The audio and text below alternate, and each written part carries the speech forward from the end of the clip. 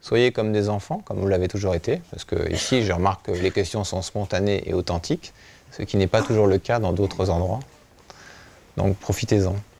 Je constate qu'il y a beaucoup plus de femmes que d'hommes qui s'intéressent aux questions spirituelles. Dans ce cas précis, n'est-il pas plus difficile pour une femme de rencontrer l'être qui lui correspond? Aucun problème. On parle donc là de probabilité mathématique, échafaudée par un mental, qui veut se rassurer. Il se dit, tiens, je suis dans une assemblée ce soir, à vocation spirituelle, et la vie spirituelle est très importante. Déjà, on va dire au mental, écoute mon cher ami, mon cher mental, d'abord, première chose, tout est spirituel. Nous ne sommes pas dans une réunion spirituelle ce soir, nous sommes dans une réunion tout court. Parce que tout est spirituel. Dis-moi, toi, mon mental, qu'est-ce qui n'est pas spirituel dans la vie? Tout. Et le fait qu'il y ait plus de femmes ce soir est tout à fait normal. Pourquoi?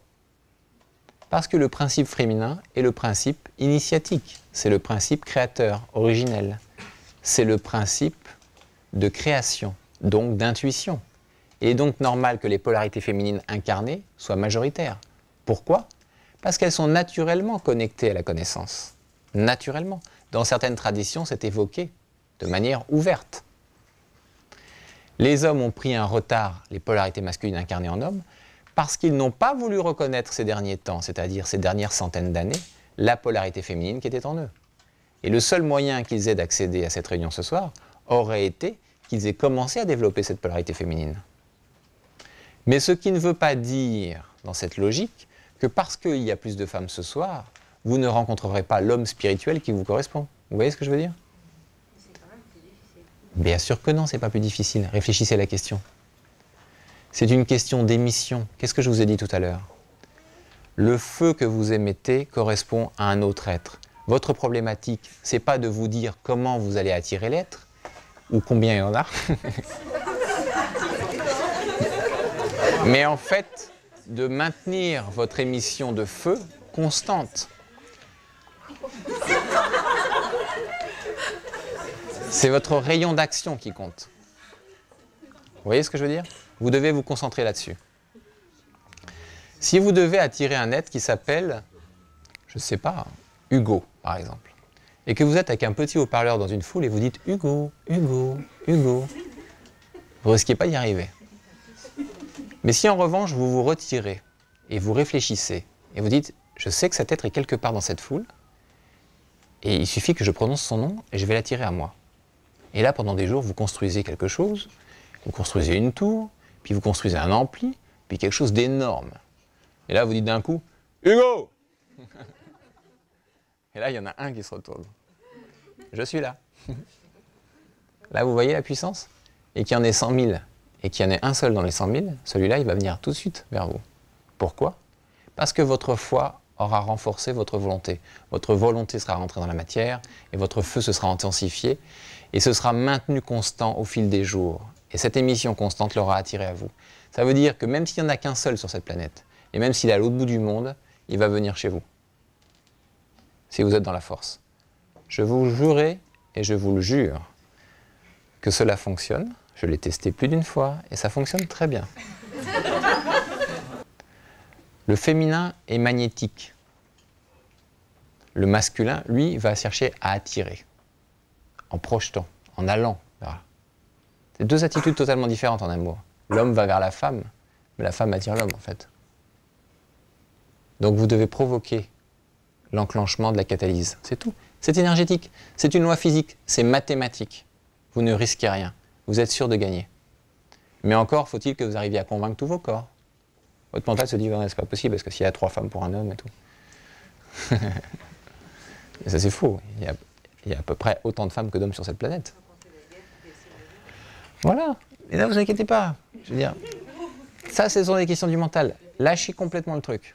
Lâchez-le complètement. Mettez-vous en disponibilité et imaginez que cet être commence déjà à rentrer dans votre vie. Ça aussi, c'est pour renforcer la conviction et la volonté. Je donne souvent comme parabole l'image que vous êtes tranquillement sur votre rocher, que vous êtes une merveilleuse sirène et que vous chantez. Et quelque part, un marin sur son pont entend votre chant et il va se mettre à marcher sur l'eau. Ah oui, il va se mettre à marcher sur l'eau parce que c'est un être tellement fantastique, cet être que vous aimez, qu'il va marcher sur l'eau d'amour pour vous. Mais vous ne voyez pas encore son visage. Pourquoi? Parce que vous ne projetez surtout pas sur ce qui va être. Et en faisant ce rêve tous les jours, volontairement, cette vision, en la cultivant, eh bien, vous êtes en train de créer une forme pensée qui va créer une réalité dans votre existence. Et cette réalité va venir à vous encore plus puissamment. Certaines personnes cherchent à réunir les deux polarités en elles-mêmes, féminine et masculine. Est-ce que cela ne pourrait pas être suffisant? Le rayonnement de ce couple intérieur n'annulerait-il pas toute quête pour certaines personnes? Vous n'avez jamais rendu compte qu'en amour, justement, vous vous suffisiez à vous-même? Que dans les rares instants d'amour profond que vous avez vécu, vous n'aviez plus besoin de voir personne? Que vous n'aviez plus besoin de quoi que ce soit? Que vous vous contentiez de peu? Parce que vous aviez atteint une telle quintessence, une telle puissance dans l'instant, que finalement tout coulait de source. Ça, c'était une phase transitoire de ce bonheur. Et puis après, vous passez à autre chose. C'est-à-dire, vous passez à distribuer cet amour et à le répandre autour de vous dans toutes vos actions. Et c'est là où vous passez dans l'action, si vous voulez. Il y a la prise de conscience de cet instant suprême, et puis après, il y a la prise de conscience de l'action. Pourquoi? Parce que toujours la même chose, polarité féminine et masculine. D'abord, prise de conscience de cette merveilleuse chose que vous êtes en train de vivre, et après, mise en place de cette chose dans l'activité quotidienne.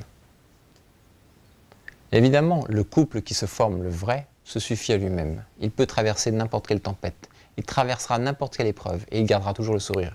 Et il sera donc encore 2 fois plus fort, non j'ai dit 100 fois plus fort, l'ambassadeur et l'ambassadrice divine de l'absolu.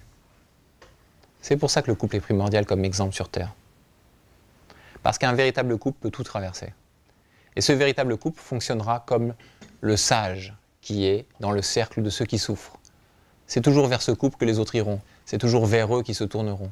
C'est toujours vers eux qu'on viendra demander conseil. Et ce couple étant dans l'amour, et ses forces étant de manière centuple plus puissantes que les autres, seront toujours prêts à servir parce que cela ne coûtera point, parce qu'ils seront dans l'abnégation et le service le plus total. Croyez-vous que les maîtres étaient seuls?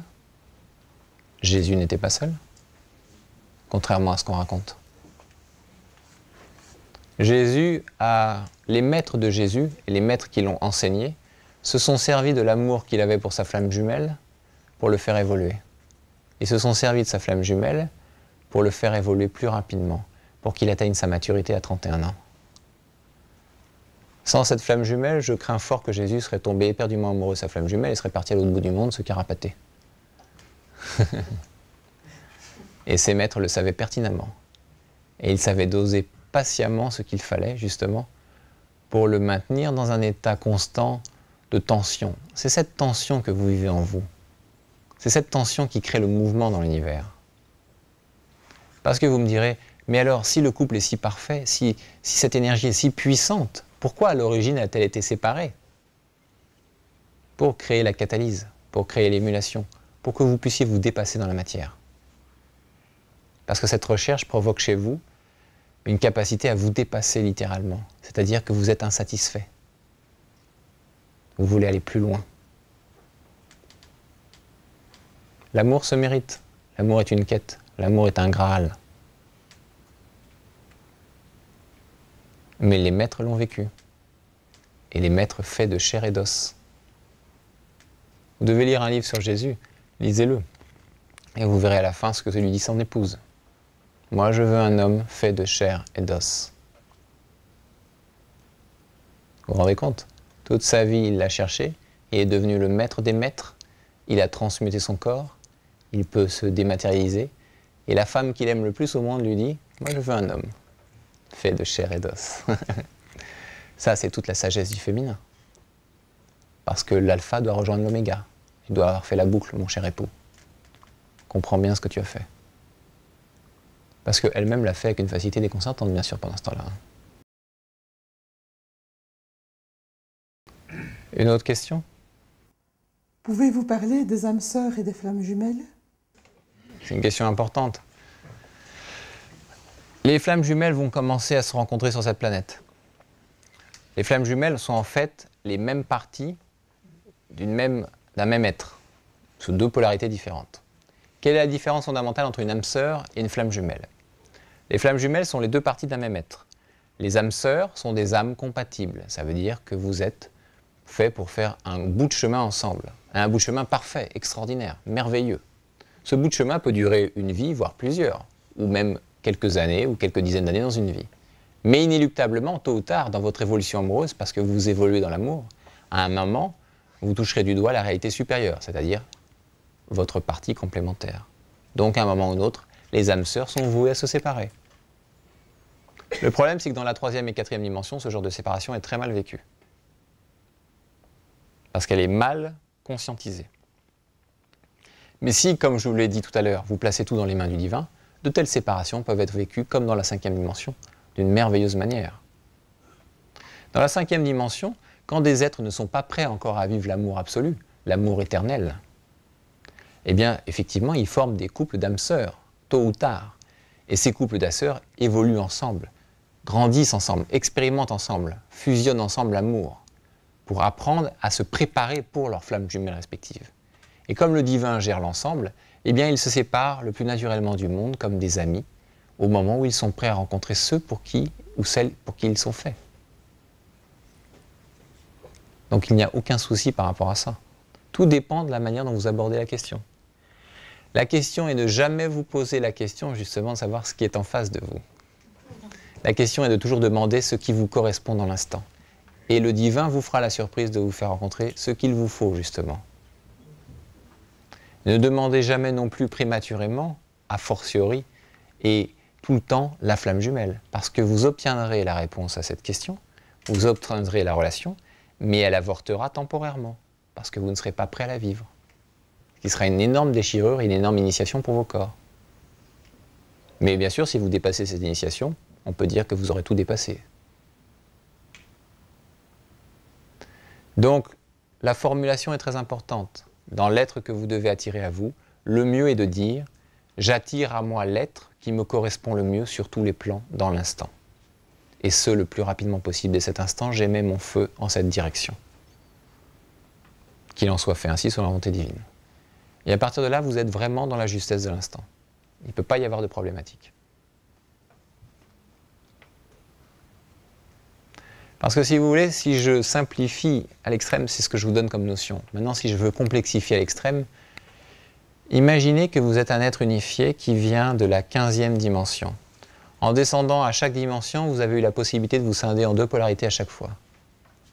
Vous faites le calcul et vous descendez jusqu'à la 4e. Vous voyez le nombre de couples que ça peut faire. Certains êtres disent que nous avons plusieurs aspects, donc plusieurs potentialités de flammes jumelles, et que peut-être même plusieurs se baladent à la surface de la planète. Alors, que faut-il faire si on accepte cette théorie, qui est vraie pour certains et fausse pour d'autres? Eh bien, il faut fusionner tous les aspects, d'abord, avant de rencontrer la flamme jumelle. Ça veut dire que le chemin normal et chronologique que vous devez suivre en amour, c'est déjà apprendre à aimer. Les premiers pas du bébé. Apprendre aussi à être dans l'authenticité de l'amour, dans la sincérité, c'est-à-dire dans la globalité de l'être, dans son partage et dans son don. Après, d'attirer à vous un être qui vous correspond. Après, de tirer une quintessence et un bonheur extraordinaire avec cet être. Et peut-être de découvrir que c'est effectivement une âme sœur. Et quand vous aurez atteint un certain niveau, à ce moment-là, vous allez dire au divin, je suis prêt à passer à la vitesse supérieure dans l'amour, à passer à quelque chose, à un niveau encore plus beau. Je demande à connaître l'extase totale de l'amour universel.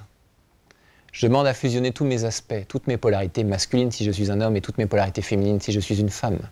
Donc, il va se passer des initiations. Vous allez être très fatigué parce que vous allez être en train de réabsorber tous vos moi qui sont dans toutes les dimensions. Et vous allez réellement les réabsorber.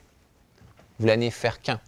Et là, vous êtes prêt, à mon avis, à rencontrer l'être suprême, votre polarité complémentaire.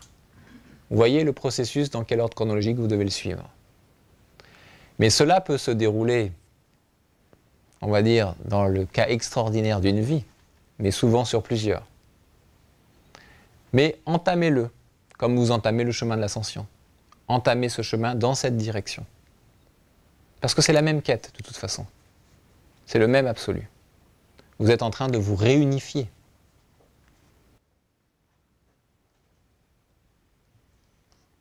Une autre question? Peut-on considérer que les hommes présents ici, ou qui s'intéressent à ce type de propos, ont développé leur côté féminin? Obligatoirement.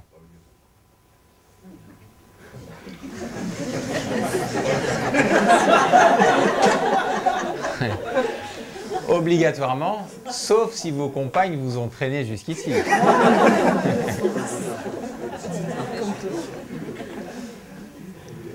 En fait, pour être un être complet, qu'on soit homme ou femme, il faut absolument développer la partie complémentaire qui est en nous. Cette partie complémentaire va nous permettre de comprendre l'autre, l'autre polarité, et de l'aborder tranquillement, et de l'attirer à nous tranquillement. Il faut atteindre sa complétude, et sa complétude ne passe que par l'expérimentation de l'autre polarité en nous-mêmes. D'ailleurs, en l'expérimentant dans les gestes de la vie courante. Dans toute action, dans toute chose que vous ferez dans la vie, dans quelque entreprise que vous entreprendrez, cela passera toujours par le même processus. Réflexion, action. Féminin, masculin. Si vous inversez le processus, c'est voué à l'échec. La société actuelle, telle qu'elle est construite, fonctionne à l'inverse. On a toujours dit, c'est pas pour... parce que je parle beaucoup des femmes et de la polarité féminine, mais je parle de la polarité féminine. On a toujours dit que derrière un grand homme, il y a toujours une femme. Qu'est-ce que cette phrase veut dire?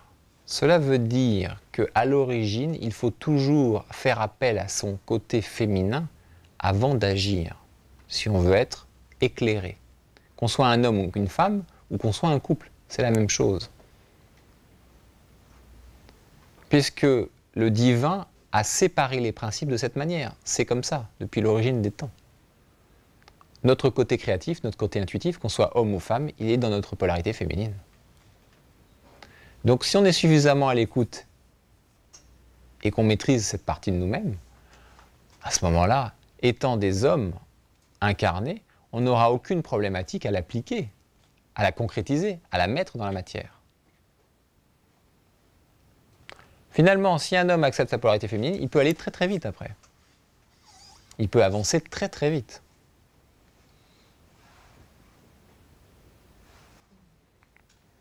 Pendant que le couple poursuit sa quête amoureuse, quelle est la place de l'enfant? Ah, c'est une bonne question ça.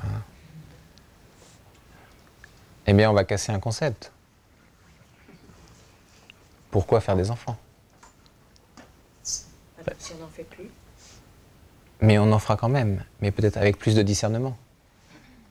Moi, quand je regarde la race humaine au jour d'aujourd'hui, je trouve que les êtres ne font pas des enfants. Enfin, si, ils font des enfants, c'est exactement le terme. Ils font des enfants, mais ils n'accueillent pas des entités. C'est pas du tout la même chose. Les enfants ne sont pas accueillis en conscience. Ils ne sont pas procréés en conscience. Ils sont créés comme des choses qui sortent, des choses qui sont dans le pouvoir, qui sont complètement possédées par leurs parents, ou qu'on délaisse comme ça, comme des jouets négligents, parce qu'on n'en veut plus. Voilà pourquoi vous voyez cela autour de vous. Parce que les adultes que soi-disant nous sommes ne sont pas des adultes. Ce sont des enfants qui font n'importe quoi. Les gens font des enfants comme ils mangent. Ils ne mangent pas, ils se goinfrent. Ils ne font pas l'amour, ils copulent. Ils ne procréent pas, ils pullulent. C'est dur ce que je dis, mais c'est la réalité. Le niveau de conscience sur cette planète est très bas. Alors il y a des concepts qui disent que vous devez former une famille, que vous devez faire des enfants, et ainsi de suite. Mais d'où ça sort, cette histoire? C'est ridicule. On ne doit prendre la responsabilité de s'occuper d'un être, que ce soit un être humain ou un animal, d'ailleurs c'est la même chose, que si vous avez l'amour total pour lui donner tout ce dont il a besoin ou tout ce dont elle a besoin. Combien d'êtres sont prêts à vivre cet état de conscience? Combien sont prêts réellement à faire le sacrifice? Parce que vous savez tous et toutes que c'est un sacrifice. Avoir des enfants, c'est un sacrifice. Élever des enfants, c'est une grande responsabilité, c'est un grand honneur, c'est une grande joie aussi. Mais une grande souffrance, soyons honnêtes. Donc il faut une grande abnégation. Et où allez-vous tirer la puissance pour le faire? Dans l'amour et dans le couple. Pour les autres, eh bien, ils vont abandonner en cours de route. Donc qu'est-ce qu'ils feront? Oh, ils se débrouilleront. Comme a dit Nietzsche, ce qui ne te détruit pas te rend plus fort, donc il s'en sortira. Ce qui est vrai.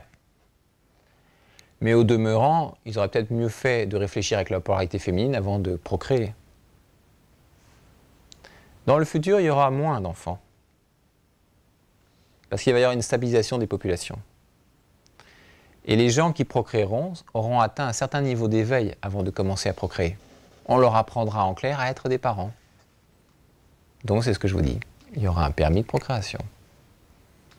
Pas dans le sens étatique ou kafkaïen du terme, mais dans le sens où on vous fera atteindre dans votre couple un niveau de conscience nécessaire pour accueillir de manière digne et respectueuse et dans le divin et de manière sacrée un être qui s'incarne. Un être qui sera aimé, choyé, mais non possédé. Un être qui sera accueilli véritablement. Un être qui sera libre.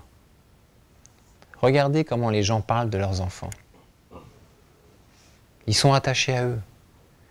Ils les vénèrent un temps, ils les possèdent à un autre moment, puis après, ils les polluent, ils les phagocytent, ils les culpabilisent jusqu'à ce qu'ils partent eux-mêmes dans le monde de l'au-delà. C'est à peu près le lot commun des humains. Ce n'est pas une relation naturelle et normale, ça. Un enfant n'appartient à personne, puisqu'un enfant a déjà vécu. Un enfant n'est pas un enfant, il est un enfant simplement dans sa forme physique. Il a déjà existé. Il vous a choisi parce qu'il a choisi un contexte. Il a choisi une terre où s'implanter, mais il est libre de toute éternité. Vous ne lui appartenez pas et il ne vous appartient pas. L'amour est libre. C'est juste un manque de maturité sur cette planète, c'est tout. Que faut-il penser du génie génétique? Il y a un délire qui rejoint le délire des Atlantes. On est arrivé exactement au même stade. Et ce délire va se stopper net de toute façon, puisque ça ne fonctionne pas. Maintenant, je vous dis, je connais des familles qui ont été procréées par insémination artificielle, et je peux vous dire que les problèmes que rencontrent ces familles, c'est assez extraordinaire quand on les étudie d'un point de vue karmique.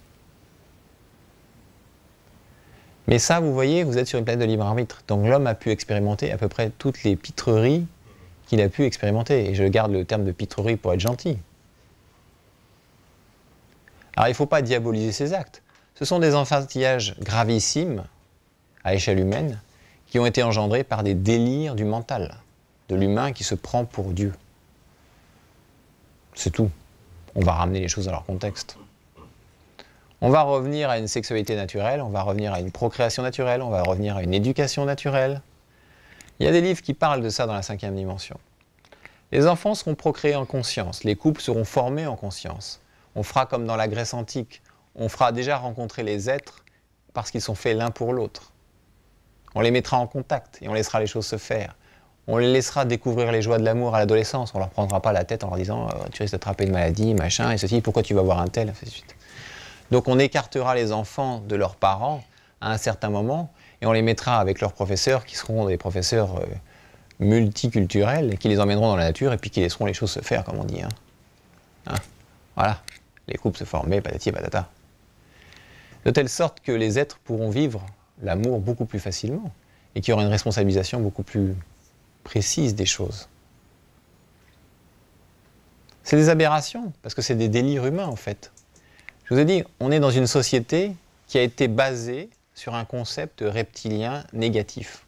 Donc tout est une consommation, si vous voulez. Vous voyez ce que je veux dire? Et l'enfant est devenu un produit de consommation. L'enfant est un produit de consommation. Depuis l'enfance, on vous programme. Vous allez à l'école et on vous dit de faire ceci et de faire cela. Pourquoi? En tant qu'enfant, c'est ce que je disais, moi. Parce qu'on veut vous asservir. On est en train de vous programmer. Et puis après, on vous programme. Eh bien, on va vous programmer pour vous marier. On va vous programmer pour avoir des enfants. Pourquoi? Parce qu'il faut créer des citoyens qui rapporteront à la société. Et qui consommeront, bien sûr. Eh oui, non, mais c'est vrai. Ça, c'est la vérité de ce qui est sous-tendu derrière. Et puis en plus, ça vous bloque à l'endroit. Réfléchissez bien à la question. Je réfléchissais aujourd'hui à ça. On vous met dans des telles difficultés matérielles qu'on vous oblige à ne pas être mobile, vous voyez ce que je veux dire? À refaire votre vie, à bouger, à changer de pays, ainsi de suite. Parce que ça compliquerait la vie de ceux qui vous gouvernent ou de ceux qui vous manipulent. C'est vicieux comme système. Et eux se foutent de tout ça parce que pour vous, ils vous considèrent comme du bétail. Donc vos enfants qui meurent dans les rues, ils s'en foutent complètement. Ça va très loin. C'est pour ça qu'il faut réintroduire la notion totale de la vision divine des choses. Pourquoi procréer? Dites-moi. Pour avoir la joie d'accueillir un être? D'accord, je le conçois. Mais si vous êtes un être réellement divin, la première question que vous devez vous poser avant de procréer, est-ce que la Terre peut accueillir un être de plus sur sa surface? Ah oui, ça c'est une question de maturité en fait. Dans l'instant actuel, si nous étions des êtres éclairés, si nous stoppions la planète, d'un coup, nous devrions dire, d'abord, nous allons faire en sorte que tous les enfants qui sont sur cette planète trouvent des parents et soient heureux. Ça va être la première chose. Ensuite, nous allons veiller à ce que tout le monde ait un toit et à manger, qu'il n'y ait pas une surpopulation ou des disparités à des différents endroits de la planète. Et après, nous allons pouvoir envisager une natalité globale. Et tout ça, la nature va le réguler progressivement. Mais pas du tout. En fait, chacun d'entre nous réagissons avec nos corps égotiques et on se dit « Bon, je vais avoir un enfant ». Et c'est bien le verbe « avoir »,« posséder ». On est toujours dans le pouvoir et non dans la responsabilisation. C'est pour ça que je connais des êtres qui se sont culpabilisés de n'avoir jamais eu d'enfant. Eh bien, finalement, ils n'ont pas été si malhonnêtes que ça vis-à-vis d'eux-mêmes. Ils ont été beaucoup plus éclairés que certains. Mais pourtant, la société entière les a culpabilisés, en les montrant du doigt, en leur disant ah, « c'est facile, bien sûr, c'est facile de vivre l'amour sans enfant. Ah, c'est facile, vous n'avez que du temps pour vous. » Vous voyez ce que je veux dire? Le jugement des autres, perpétuel. Non seulement la société, par les gouvernements, vous oblige presque à avoir des enfants, mais en plus, les autres et le regard des autres vous culpabilisent si vous n'en avez pas. Parce que vous n'êtes pas dans la souffrance de l'éducation, du quotidien, et ainsi de suite. Donc on ne vous comprend pas. C'est un cercle vicieux, cette affaire. Que faut-il penser de l'adoption des enfants par les couples homosexuels? C'est un long débat, ça. Quel est le positionnement du divin par rapport à ça? Est-ce qu'il vaut mieux qu'un enfant ait des parents homosexuels ou qu'il attende pour avoir des parents hétérosexuels? Est-ce qu'une éducation homosexuelle va déstabiliser l'enfant sur sa propre identité ou ne va pas le déstabiliser? C'est ça la véritable question. Bien, ça va dépendre des enfants, en fait. Ça va dépendre de l'ancrage profond qu'ils ont de leur propre identité.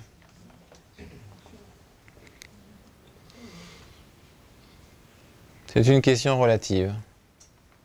Est-ce que la société doit le permettre, doit l'ouvrir, cette voie, ou ne pas l'ouvrir?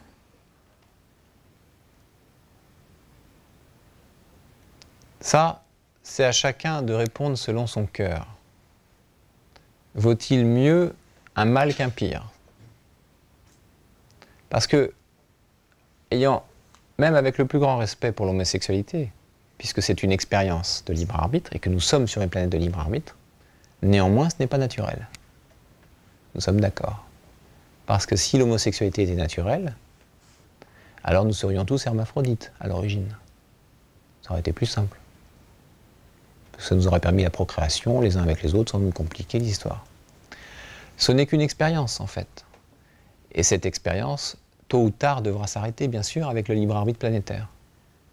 Donc je ne pense pas que nous devrions partir dans cette voie. Mais ça, il faut l'expliquer avec beaucoup de tact à ceux qui vivent l'homosexualité. Le problème, c'est qu'il y a une levée de bouclier extraordinaire parce que eux veulent vivre, elles veulent vivre la même réalité que tout autre être, ce qui est normal. Mais la problématique ne se situe pas là. La problématique se situe que quand on accueille un enfant en son sein, que ce soit dans un foyer hétérosexuel ou homosexuel, c'est pour lui apporter tout ce dont il a besoin réellement. Or, un enfant humain, a priori, est issu d'une polarité masculine et féminine. Il a donc besoin à ses côtés d'une polarité masculine et féminine. Donc, effectivement, c'est pour ça que je dis que c'est une question relative, parce qu'effectivement, dans un véritable couple homosexuel, c'est-à-dire pas une déviation sexuelle, mais un couple homosexuel, parce qu'il y a des âmes, oui, il y a des âmes sœurs qui ont choisi, j'ai rencontré des couples homosexuels sans même voir, qui effectivement, il y en a un qui était une polarité féminine et l'autre une polarité masculine. Et ils m'ont posé la question de savoir ce qu'ils allaient devenir en 5e dimension. Eh bien, en fait, dans un cas de figure comme ça, est-ce que l'enfant va percevoir l'énergie de l'être ou la forme de l'être? C'est une question relative. On ne peut pas le savoir véritablement à l'avance. Je vous le dis, ça dépendra des enfants. Ça dépendra de la perception des enfants. Je pense qu'on devrait laisser la porte ouverte dans les deux sens. C'est-à-dire qu'on ne doit pas légiférer ni dans un sens ni dans l'autre. Et on doit étudier quelle est la question. quitte à corriger le tir au fur et à mesure. Mais on ne doit certainement pas laisser, en tout cas, juste la psychologie gérer le système, ça c'est clair. Ni la morale classique, on va dire. Il faut aborder la question de manière empirique dans l'amour. C'est-à-dire, pourquoi ne pas accepter, tout en éduquant un enfant dans sa polarité originelle, c'est-à-dire en lui donnant une éducation conceptuelle d'une polarité masculine et féminine, et de laisser exprimer ce que lui va venir vivre sur Terre. La procréation n'est-elle pas inscrite dans les gènes des humains? C'est un programme instinctif. Mais vous n'êtes pas que des êtres instinctifs. Vous êtes des êtres divins. La procréation est un acte naturel, certes, mais elle doit être usée comme tout art divin avec parcimonie.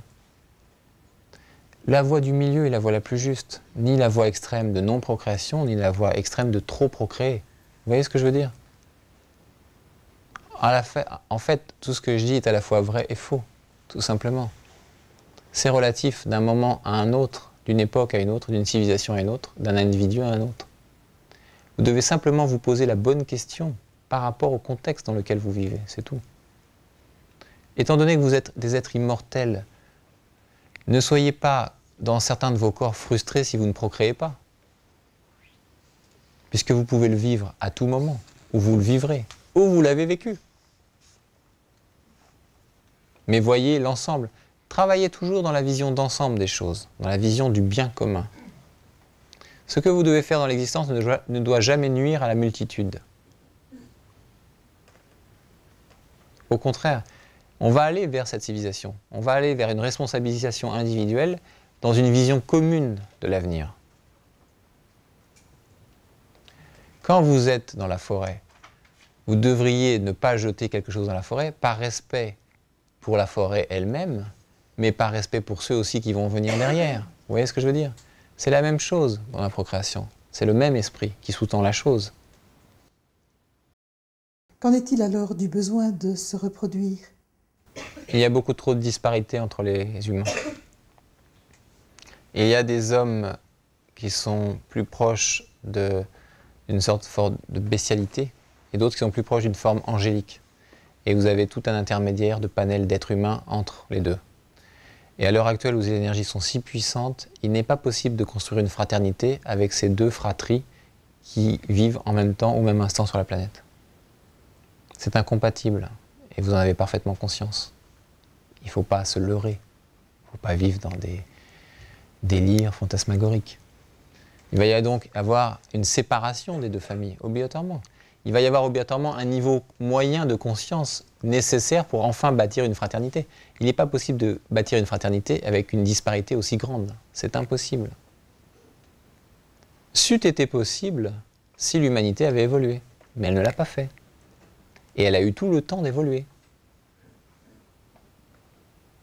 Elle a usé de son libre arbitre pour ne pas évoluer. Et ça, ce n'est pas notre problème. Vous voyez ce que je veux dire? C'est la même histoire que tout à l'heure avec le couple. Cela, c'est le divin qui s'en occupe. Nous devons à notre échelle faire en sorte d'incarner le divin. Nous n'avons pas à juger comment le plan va s'organiser, pas s'organiser, comment il va se faire et comment ça va se régler. Non, ça, c'est pas notre histoire. Ça, c'est papa et maman qui s'en occupent. Pouvez-vous nous parler de la notion du sacré? La notion de sacré, c'est ce qui est juste, en fait. Ce qui est dans l'axe originel des choses. Dans l'axe profond et authentique.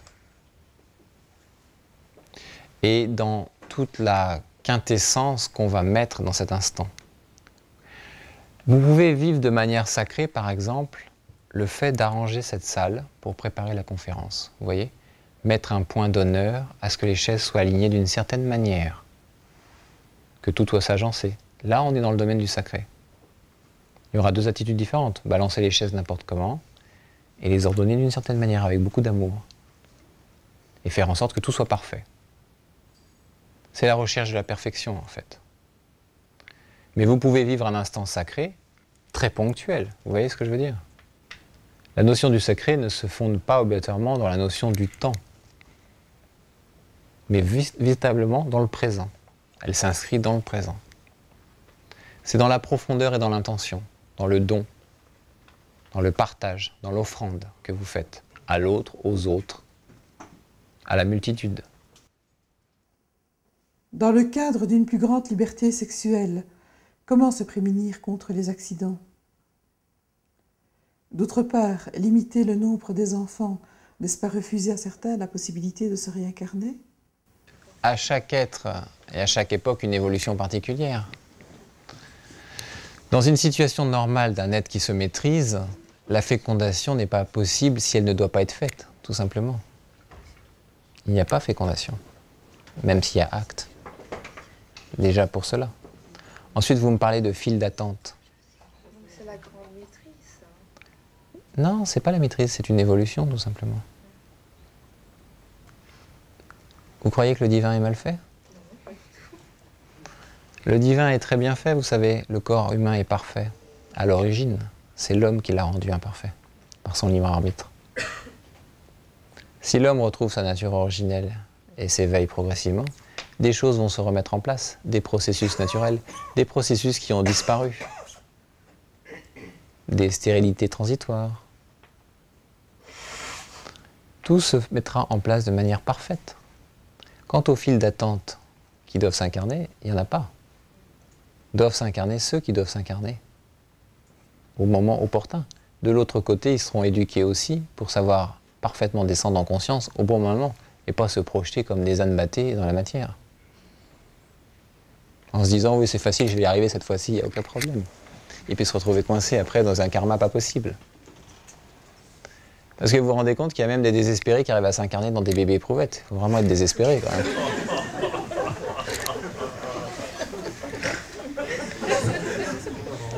Quoi, c'est de désespérer? Ben si, réfléchissez bien à la question.